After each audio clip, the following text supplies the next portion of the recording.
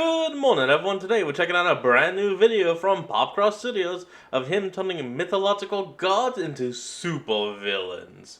Let's hop in and see how a god can fall.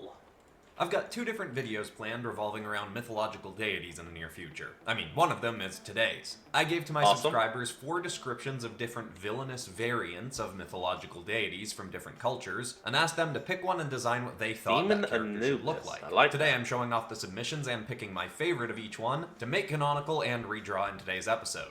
Then, within the next 2 weeks, I'm also going to be putting out a video where I just redesigned some mythological deities that showed up in my series MYTHOLOGICAL, which wrapped up last year, cool. Because I wanted to add those designs to the book, which I am now finished editing and is just in formatting and, of course, finishing up the extra art that I'm doing for it. Much of which is going to be completely exclusive to the book version. And when I make that video, I'll finally be able to officially announce the release date for the book. But for today, let's get into the villainous variants, shall we? It's all gonna be fine. Let's go. Hit like if you want, subscribe if you feel like it. By the way, enjoy the show. The Archons have been ravaging the Demon multiverse Anubis. with armies of demons since they were finally granted physical form, after millennia of waiting. Unfortunately for them, they underestimated The Forsaken Jackal, that was badass. the foes they'd face, and their numbers have dropped from 7 to just 4. One was killed by their greatest adversaries, a group of heroes calling themselves the Sharp Gang, when they concocted an overtly ridiculous trap by faking the death of one of their founding members. The second Archon decided to betray the others and join forces with this group. The third was not only killed, but had her powers stolen by an old treacherous enemy of the Archons named Tarsa. Oh, okay, so we're talking about the Archon demons. So one is dead, one turned, and one was eaten. Who'd once tricked the Archons into giving her powers on par with their own, allowing her to rule over Dimension M308, a favorite realm of the Archons which is full of mythological deities and monsters. That's right. Tarsa ruled this world with the aid of her Imperium Pantheon, made up of other gods and goddesses willing to do her bidding.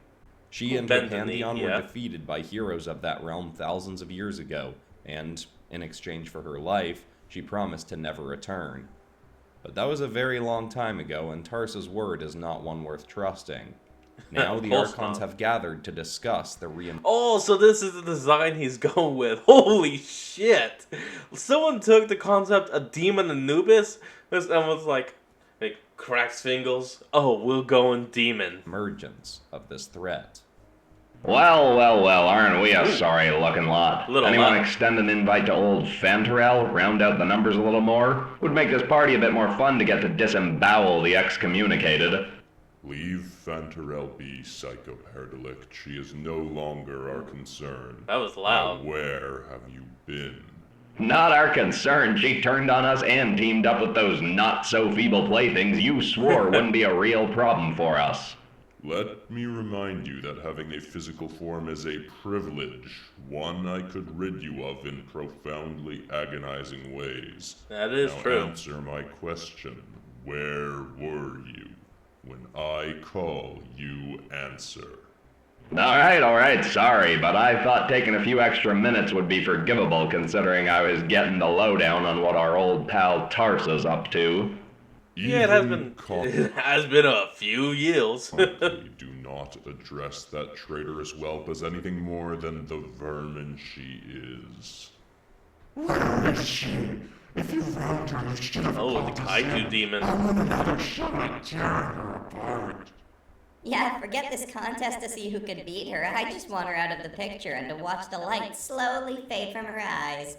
I'm having too much fun to let my powers get stolen like Cypheramov.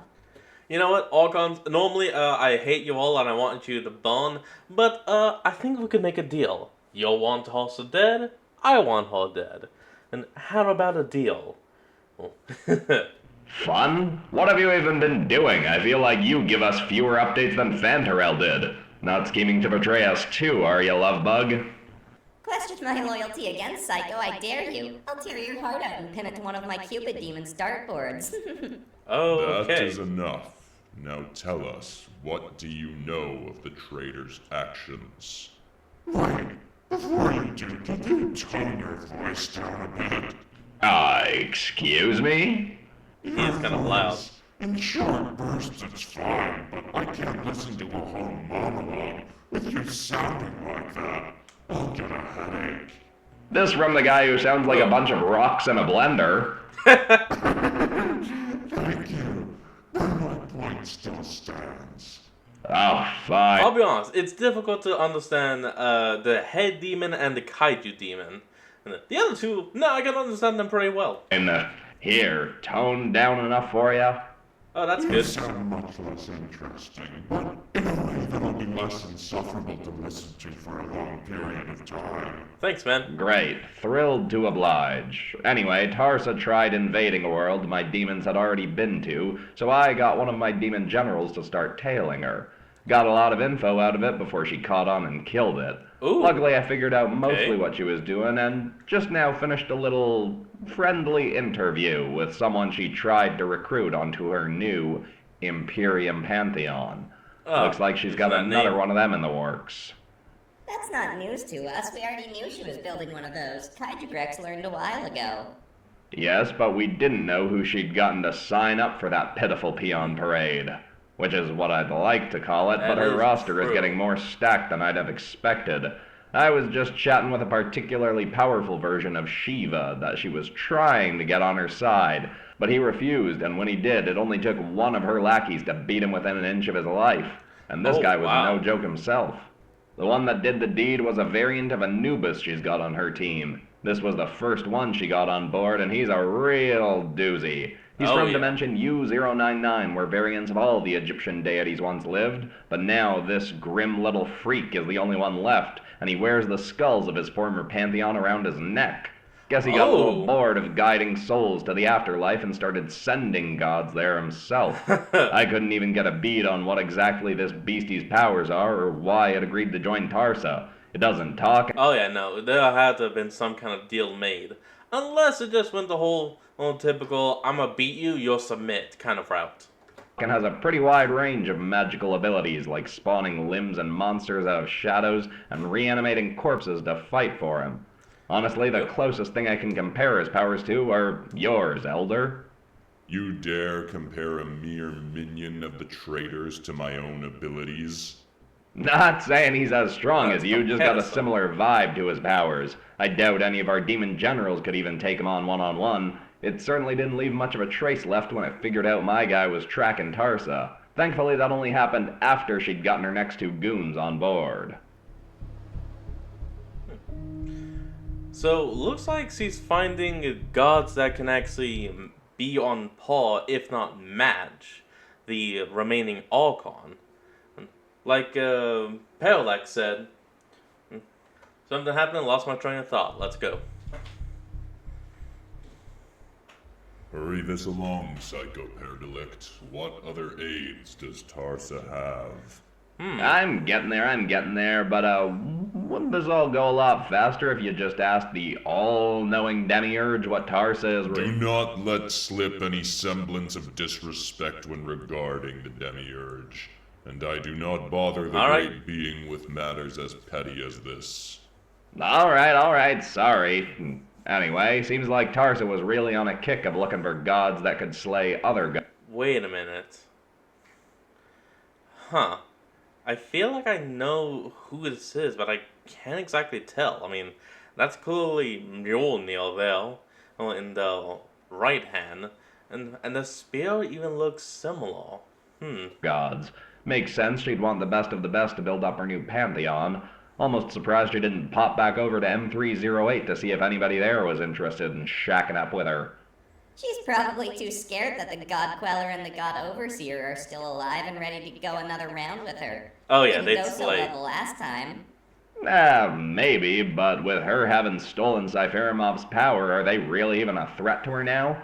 Odds are they aren't even around and kicking anymore. You're still alive, all right. Good. All right. What makes you so sure, Chunkazilla? Call it a strong hunch. Sure, whatever you say. Anyway, Tarsa's also got a version of the Norse goddess Freya up to bat for her. Oh, it's Freya. Okay. From M952. Seemed like a weird choice since some versions of the Norse pantheon don't even have a Freya among them. Some of them only have Frigg, who's got a pretty similar vibe, and both of them have a history with the leader of the Norse gods, Odin. We do not need a history lesson on other variants of the Norse gods. What of this specific so-called goddess? Well, in this reality, Freya is basically the living embodiment of Ragnarok. She was once married to Odin, whose one eye had a bad habit of wandering. He eventually left Freya for this reality's Frigg. After she was no longer married to the god of gods, Freya slowly lost the respect and admiration of other deities and higher beings of this realm, and she was pretty understandably bitter over it. Then, despite shoving her aside like last month's salmon skillets, he came back to her and asked her to use her famously impressive magic to protect him from the prophesied Ragnarok event to come, in which he was fabled to be killed. She refused, obviously, because of the whole dumping her for the new dish dealio, and so he tried to steal her magic instead. And just like that, snap goes the cranium of old Freya. She used her magic to fight him, steal his almighty staff Gungnir, and used Gungnir, that's what that spear is, okay. It to kill him. Guess that felt pretty cathartic for her, because she just kept on going and slaughtered her entire pantheon. Now she trots around with her own magic powers, her ex's spear, and a favorite weapon to be found across the multiverse in various forms, Thor's sparkly little hammer Mjolnir. A scorned lover taking the life of a man who once had her heart. Ooh, it just gives me chills. I like her. No, you do not. She is working with the traitor. Right. I mean, you can still like a person, but not like who they're walking with. Right. Sorry, Eldrorak. What, we're not allowed to respect our enemies now? I won't hesitate to separate her from her limbs if I get a chance, but she sounds pretty marvelous to me too. No, she does not. I can stop saying it out loud, but you can't stop me from feeling it, Pops. Excuse me? Do you wish to repeat yourself, Psychoparadelict? Yeah, and what if I do feel like Psycho, just cool it, brother. Hey, just having a little fun here. That's why we're here in the first place, right, Elder? Ragnarok Freya. You can have your fun while minding your tongue, else I'll rid you of it. Oh, damn, you know what they should have done with the spear? They should have taken one of the fangs of Jormungandr and put it on there. Well, because Jormungandr's venom is so potent, it literally killed Thor after 7 steps. As in, like, he took 7 steps, and then he was dead.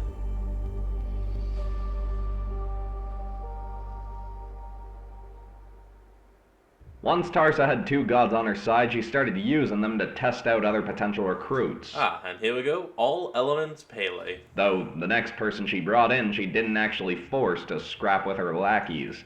Next up was a version of the Hawaiian goddess Pele of dimension H374. Oh good, I didn't missay it. She was once only the goddess of volcanoes, fire, and lightning until she and her other pantheon members took a little power nap for a few centuries. They felt the world didn't need them for a while, but when Pele woke up, she found that their home island Okay, that's a badass design. had been turned into a literal trash dump by a comedically corrupt version of the United Nations. I thought my demons had tricked versions of the UN to do some deliciously stupid things, but these guys didn't even need my help. Obviously, Pele wasn't so tickled about her home getting turned into a dumpster fire, so she tried waging a single-handed war on humanity. Unfortunately, when she'd started snoozing, humans didn't have things like missiles, tanks, and fighter jets, so she seriously underestimated what humans would hit back with. Oh yeah. She got pretty colossally thumped multiple times, so she went to try and awaken the other gods, starting off with the squiddy god Kanaloa, who she'd looked up to. Unfortunately, no matter what she did, he wasn't waking up. She got more and more violent and angry in her attempts and ended up killing him instead of getting him up. She wasn't exactly thrilled about that outcome, but realized that she'd actually absorbed his own abilities when she killed him, giving herself a big squiddy arm and command over a lot of helpful sea creatures. She took this new ability set up against humanity and did better, but it wasn't exactly enough. In her rage and frustration, she found other sleeping gods she couldn't awaken and killed them all too, taking all their powers for her own. With more and more abilities under her belt, she was eventually able to take out humanity's forces, flood entire countries, make volcanoes emerge to scorch others, and just generally wipe humanity off the face of the map. No, that's how you do it. Didn't take her long after that to get really bored. She tried creating new life, but was terrible at it. Eventually, she succumbed to something that much of humanity had before she toasted him. A funny little thing that the kids call brain rot. See, the internet was still available with all humanity's collective history and entertainment on it, so she started watching that for centuries on end.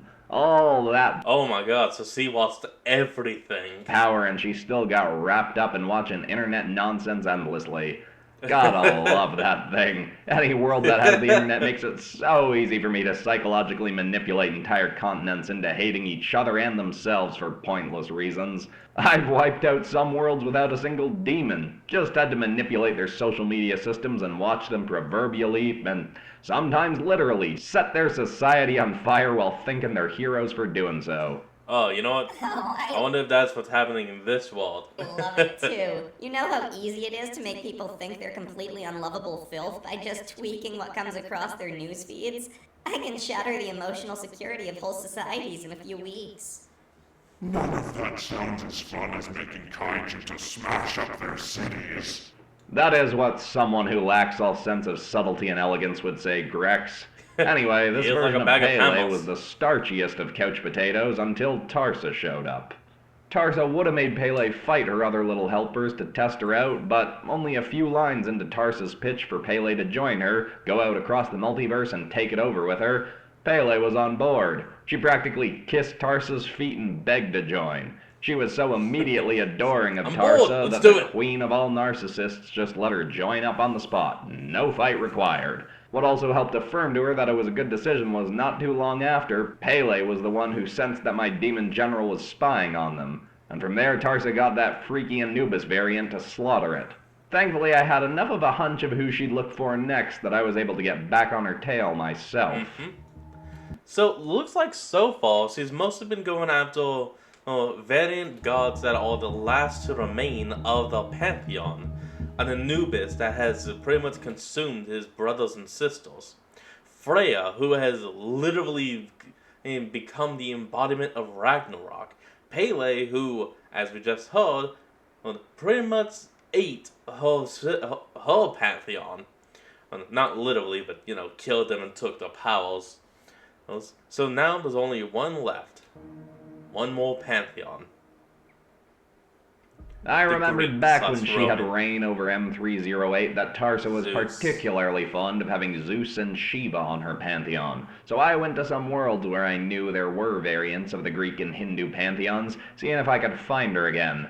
I haven't tracked her down yet, but I did manage to find the aforementioned variant of Shiva she tried to wrangle up for herself. This guy is pretty noble and wasn't on board for Tarsa's whole taking over the multiverse deal. In fact, he That makes figured sense. quickly enough that she was a shady monstrosity, so he played Damn. along for a bit to get more info out of her, and hoped he could round That's a pretty good looking Cyber Zeus. up his pantheon to take her out. She eventually realized he was just stalling, and they got in a scrap. But not before he'd learned about all 4 of the lackeys she had at that point. Seems like Tarsa did manage to find another new Zeus to join up with her, so who knows how many of them she's gone through at this point. This version of the Thunderbringer here to wring her enemies' ears is from a reality Cypherema Okay, hold on. Before anything else, he just made a reference to Epic the Musical. would have fit right into C856, a real grungy futuristic vibe with people replacing their limbs with mechanical enhancements, flying cars, overly complicated neon outfits, the classic cyberpunk works. Oh yeah. Unlike her other completely. cronies, this Zeus hasn't slaughtered his own pantheon, but he was getting pretty tired of his world. This Zeus and his brothers, Poseidon and Hades, weren't around since the dawn of time or anything like that. They were actually the Oh. first beings to be born with naturally occurring mechanical augmentations. They were also suspected to be immortals of some kind because of how long they were living, and some pretty crazy abilities. They even proved on many occasions early on to survive some pretty dramatic attacks that came their way, just from the crime lords of their world feeling threatened by these 3, Oh, and the other damn. naturally augmented quote-unquote gods that came to be. They survived all these attacks and out of spite took over and created the new criminal empires of the world. So they became the gods of their world not in the traditional sense, but they did essentially have rule over everything.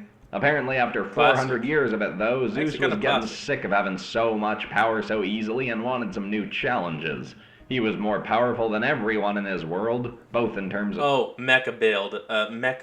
That's nice. strength and resources, so when mechanical. Tarsa came to him and told him there was a whole multiverse out there ripe for the taking, he jumped at the opportunity. Apparently he even went toe-to-toe with her Anubis monstrosity and lived, so he proved himself to be pretty ruthless and was brought on board.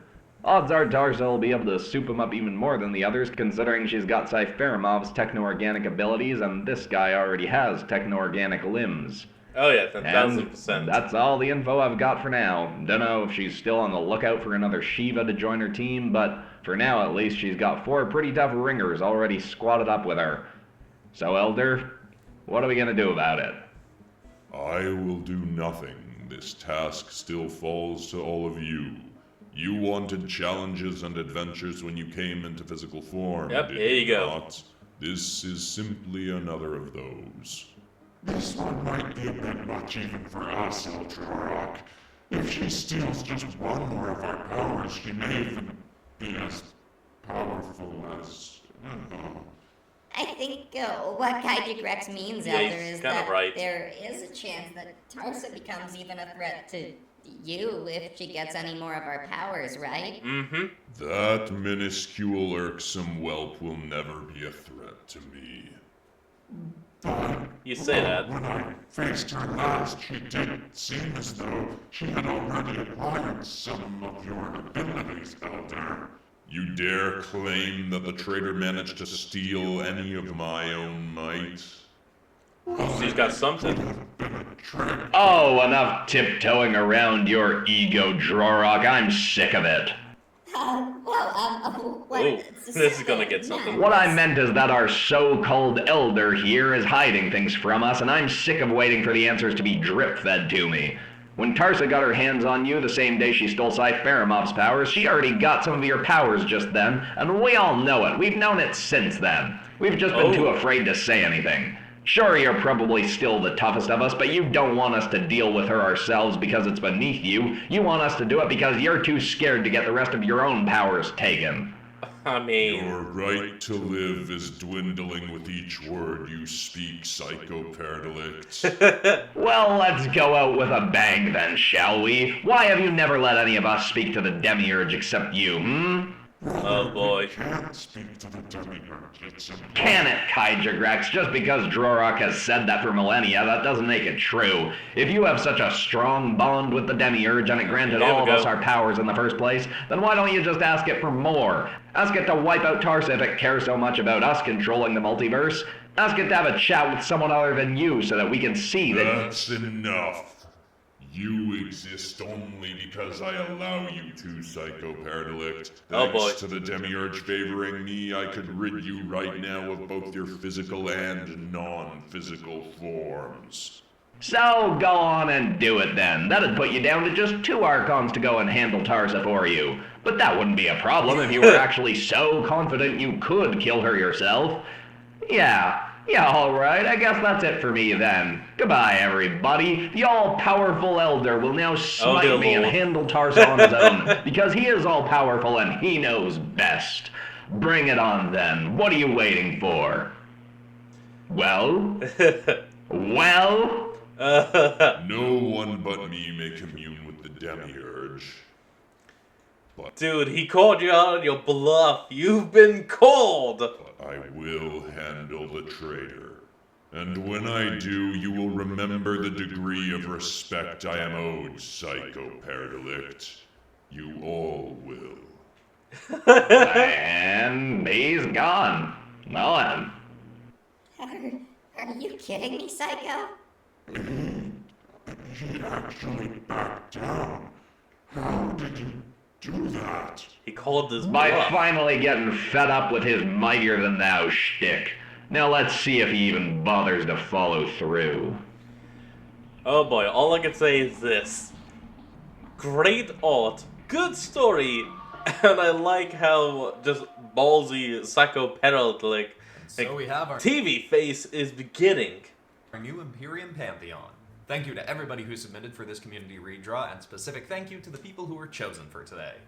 Jacob Willett, Shana von Berker, Tommy Laurer, and Super Blonde Nerd, who's actually done some really cool multiverse Oh, tales hey! for Nerd. If you want to go check it out, it's up on her Instagram. Now for the next community redraw, what I want people to submit is their own version of a Marvel Rivals character turned into a dragon.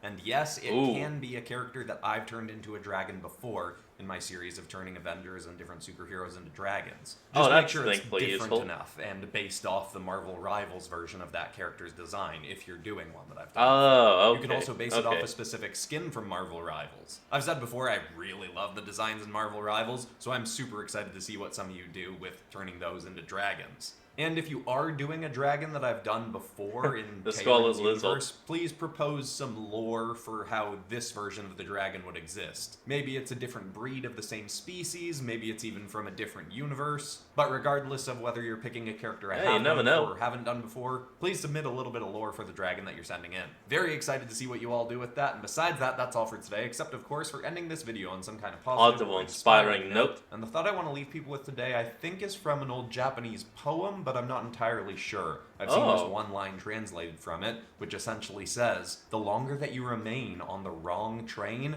the more expensive it becomes to get home."